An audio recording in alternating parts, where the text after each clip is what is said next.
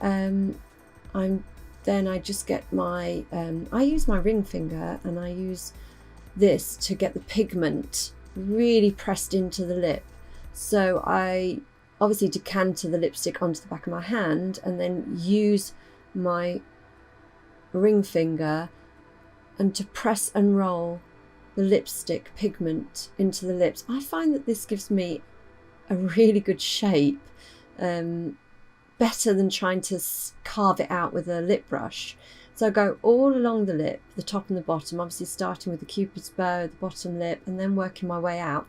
You'll find that your fingers are probably a little bit big for those smaller outer edges. So what I normally do is try and do as much as I can, and then I'll use a lip brush to sharpen up the edges. But it does give a really good shape.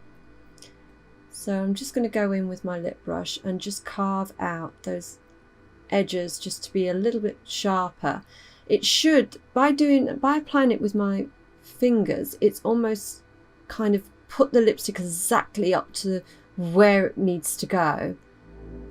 And then I'm just sharpening up the edges with my lip brush. Some people I know can do a whole lip without using a lip brush.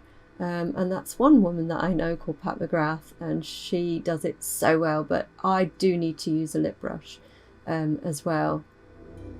But I do like the idea that the pigment does sit in really well onto the lips by using your fingers and pressing and rolling. So I'm doing this a few times, so marking out the lip line with the brush and then go back in with the pigment.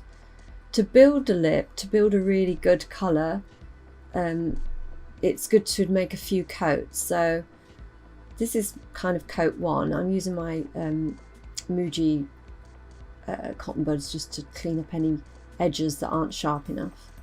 So what I'm going to do now is I'm going to do step 2, where I blot it all off. So this gets rid of any kind of greasy patches on the lips, and then go back in again and apply my second coat. I wouldn't say this is like painting a wall, but it is kind of building up a good base for the lips so that it stays a lot longer. And this is what I would do for a lot of the photo shoots that I work on, just so that it has that staying power and less smudging. So again, and I'm going to go for the third and final kind of touch up.